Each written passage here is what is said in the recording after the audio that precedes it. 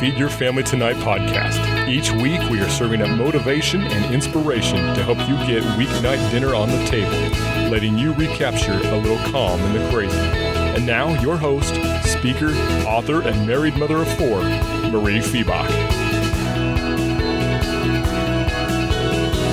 Welcome to Feed Your Family Tonight podcast, episode 98.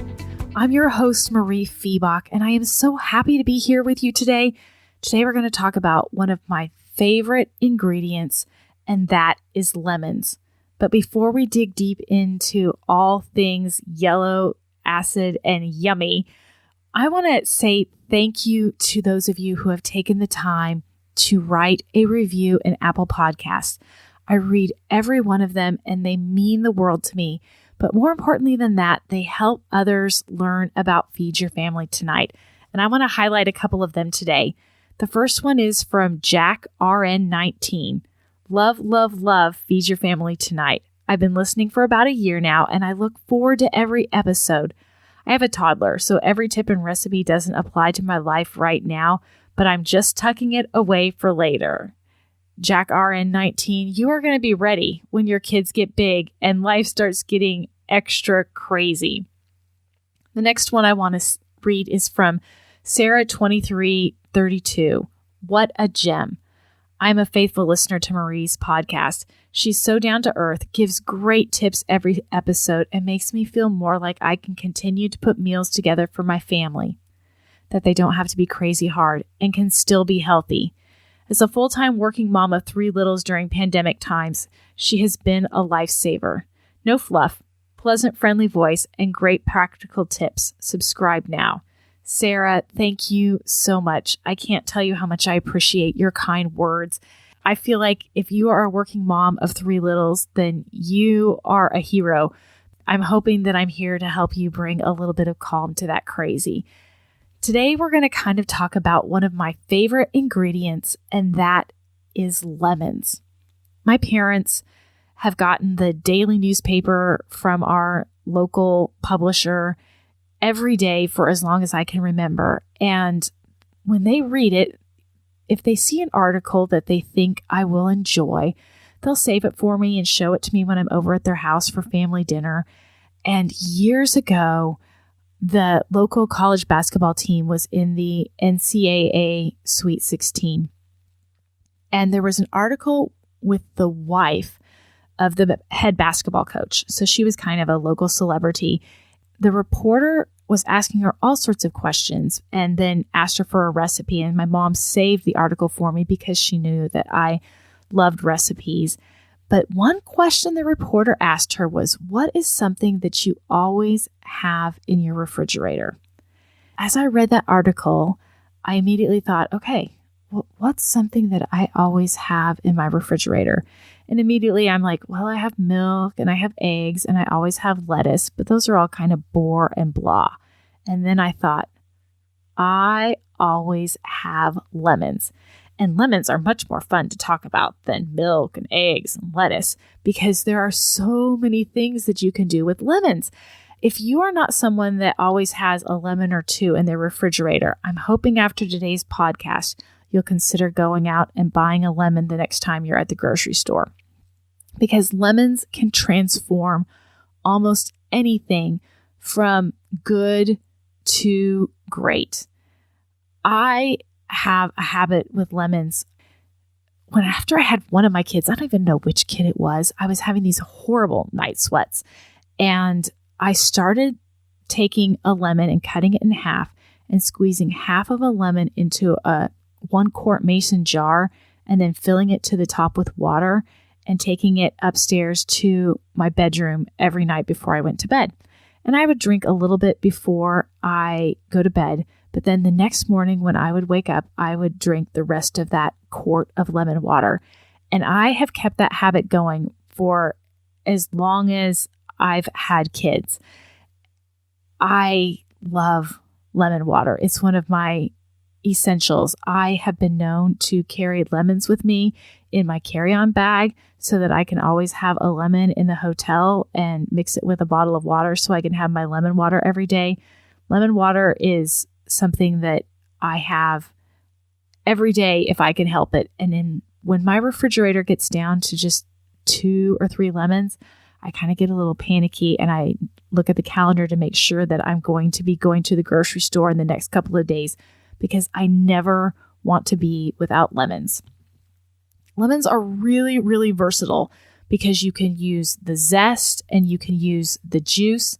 Lemons are actually one of the most acidic ingredients that you can have in your kitchen. They're usually more acidic than vinegar, and they help dishes taste more like themselves. I've talked about salt before, and if you listen to my podcast with Kendra Adachi, who is one of my favorite salt fanatics, she and I understand each other when it comes to salt.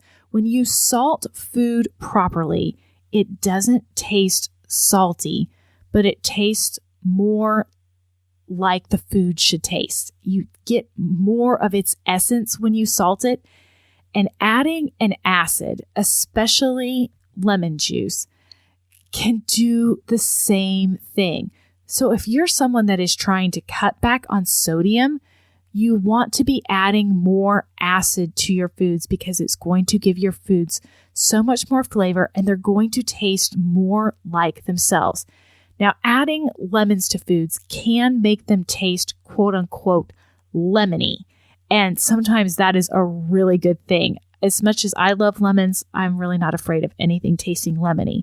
But adding lemon juice to foods does not always make them taste lemony, but it will make them taste more like themselves. If you haven't read Samin Nosrat's book, Salt, Fat, Acid, Heat, it's a really good read. It's often on sale on Amazon. I'll link to it in the show notes. She talks about how acid can balance out the flavors of foods. And lemon is my favorite choice of acid, and I will put it on just about anything. If you look through my recipe archives and you look for lemons, you're going to come up with many, many recipes that have lemons because they can do so much with so little. One of my favorite examples of that is my frozen vegetables that you actually want to eat.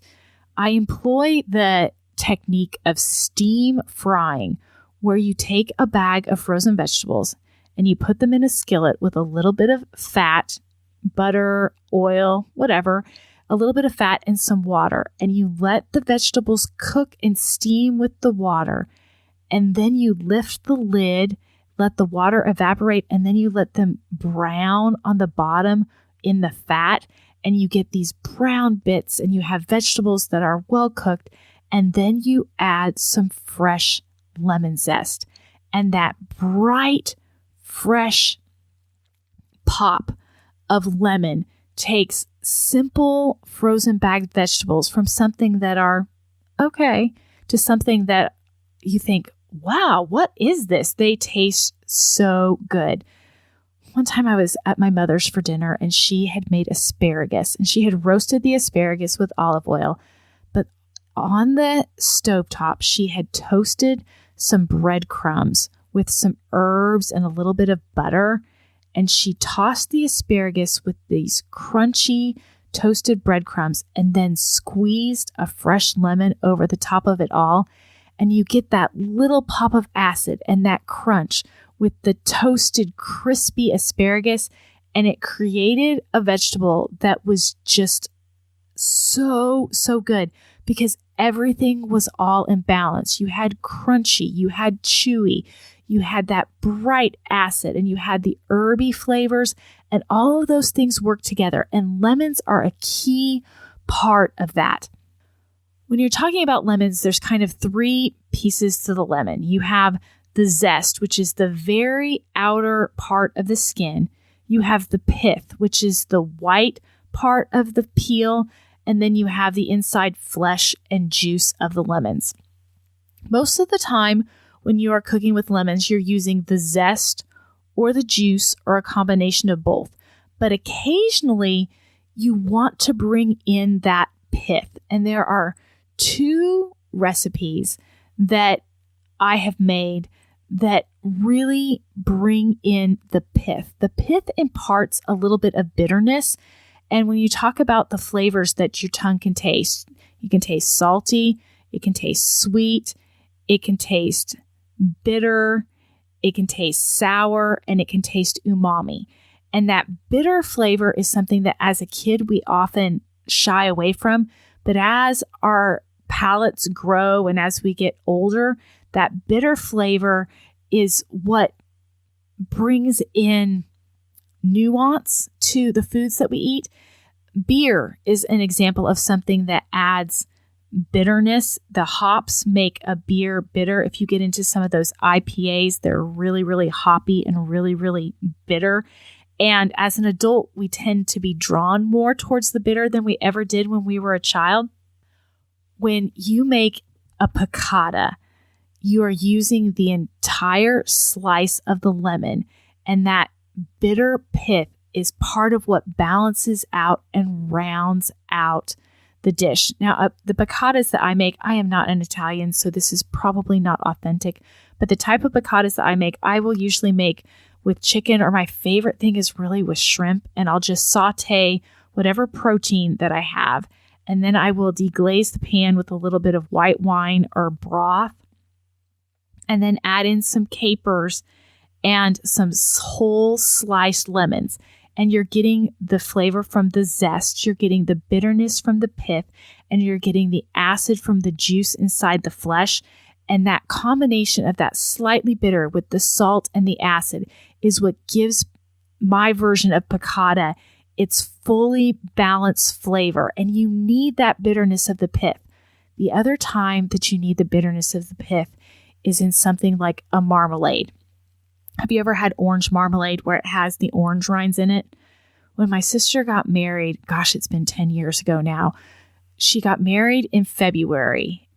In order to bring in something bright and fresh for her table decorations, she had glass bowls that were filled with fresh lemons. So after she got married, we had hundreds of lemons, and we didn't want them to go to waste. So my mother and I made lemon marmalade.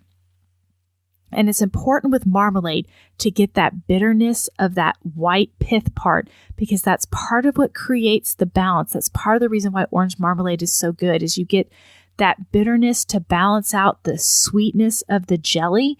The same with the lemon marmalade. You get that acid and you get that sweet, but then the bitter is what rounds out the flavors. So most of the time you're kind of avoiding that bitter white pith, but when you're making a piccata or a marmalade, you use the bitterness of the pith.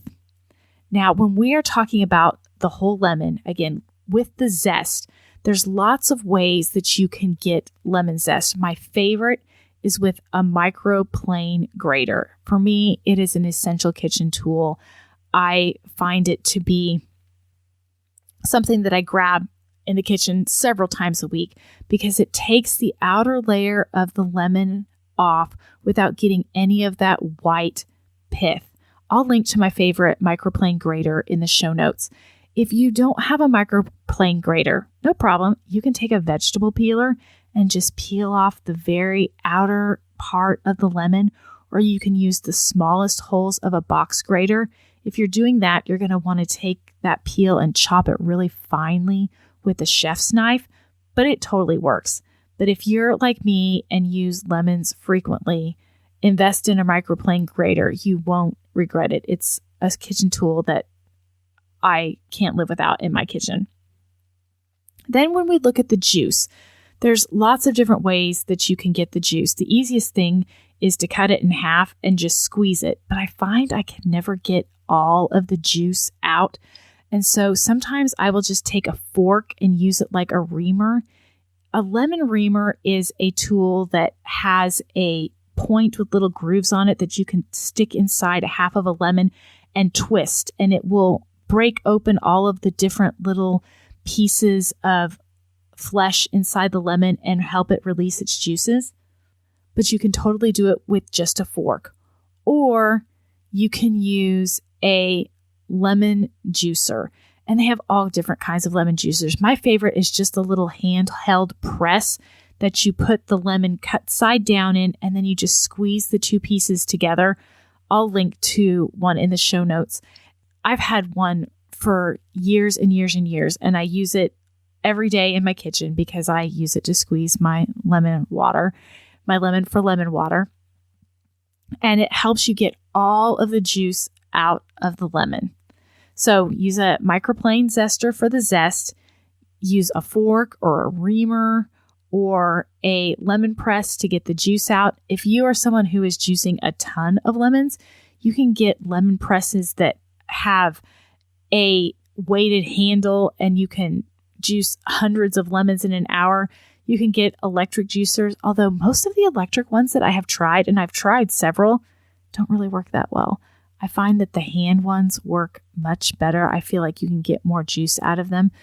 That's just my little 2 cents on that. Lemon juice, again, with that asparagus that my mother made, when you squeeze that little bit of acid, it rounds out the flavors. Another place where it may seem unusual to use a little bit of lemon juice, but I'm telling you, once you try it, you will never, ever go back, is take a lemon wedge and squeeze it on top of your chicken noodle soup. That little bit of acid is not going to make your chicken noodle soup taste like lemons, but it's going to make that chicken noodle soup taste more like chicken. This is especially true if you're using box broth. I like to make homemade broth as much as possible, but I am not above keeping a box of chicken broth in my pantry, and I do so most of the time. If you are using box broth, sometimes it needs a little bit of love to kind of wake up the flavors, especially if you're using the reduced sodium kind. The full sodium kind has salt to kind of balance out the flavors, but the reduced sodium kind has less salt, and so adding a little bit of acid is going to make those flavors pop. And when you squeeze a wedge of lemon over your chicken noodle soup is going to taste richer and it's going to taste more like chicken. Try that the next time, and I can't wait to hear what you think about that, because for me, once I've had chicken noodle soup with lemon, I don't think I can ever go back. I've kind of been talking about ways to use lemon in savory cooking, but lemon is one of the best things that you can use in sweet cooking as well. Adding a little bit of lemon juice or lemon zest to almost any kind of fruit dessert, think like fruit pies and crumbles, is going to help that fruit taste brighter and fresher and more like itself. My apple pie recipe has lemon juice in it because it makes those apples taste brighter and fresher. Same with cherry pie or blueberry pie. I sometimes will use a little bit of lemon juice or zest in my baked oatmeals, my lemon blueberry baked oatmeal. Now that one uses zest and it's going to make it taste like lemons. But when you're just doing fruit pies, adding the lemon juice, you're not going to taste the lemon. You're just going to taste that the fruit is brighter and cleaner tasting. And that's because lemon is a powerful acid, and the acid of the lemon will make things taste more like themselves. Now, I find that there are a few things more amazing than a really good lemon bar. There is something about the sweetness, and then you get the tang and the tart of the lemon, and the lemon just cuts through things that are achingly sweet. You know, when you were kids, you could eat things that were really, really sugary, and then the older you get, you're like, oh, that dessert is too sweet. And you think, how can a dessert be too sweet? But desserts can totally be too sweet. Adding a little bit of acid can balance out those flavors. I talked about fruit, but like my fruit salad has lemon juice and lime juice in it. The acid of the lemon juice makes the fruit taste more like itself. Since this podcast is titled For the Love of Lemons, and I know this is all about cooking, but I'm going to give you a cleaning tip for lemons. One time, my husband was having these weird brown spots on all of his shirts. This was when we were first married, and we had metal hangers, and he had gotten rust spots on his shirts. And so if you mix a little bit of lemon juice and a little bit of salt and put it on a rust spot and then put it out in the sun, there's actually a chemical reaction that happens with the salt and the acid of the lemon juice and the light of the sun, and it can get rid of rust spots on clothing. So that's my bonus tip for you for lemons. That has nothing to do with food, but if you ever have a rust spot on your clothing, try some lemon juice. It can totally help get rust spots out. I can't believe I've talked for 20 minutes about lemons. If you don't have any in your refrigerator, consider throwing one into your next grocery order and just try squeezing a lemon over anything that you cook and see what happens. And I bet you will be pleasantly surprised. That little bit of acid is something that we're not used to cooking too much with in our typical American cooking, and acid is something that is so underutilized. And lemon is one of the easiest ways to get acid that doesn't necessarily fight with the other flavors of the food, but it's just going to enhance it and make everything taste more like itself. We are going to talk about lemons in the Feed Your Family Tonight Facebook group, and I'm going to ask you all about some of your favorite ways to use lemons. If you are catching this episode early in the morning, it is not too late to join my free live training on Facebook about fall meal planning. And if you're listening to this later, hop over to the Facebook group and just catch the replay. You'll still be able to get the worksheets and the downloads so that you can get your fall meal plan together and get your pantry and kitchen set up for weeknight dinner success this fall. So for now, friends, thanks so much for joining me. Next week is episode 99. I can't wait to see you. Take care. Thanks for listening to Feed Your Family Tonight podcast with your host, Mariefiebach. If you like the show and want to know more, please visit feedyourfamilytonight.com. And if you'd like to help support the show, please leave a rating or review on iTunes or Apple Podcast. It helps spread the word that you can feed your family tonight.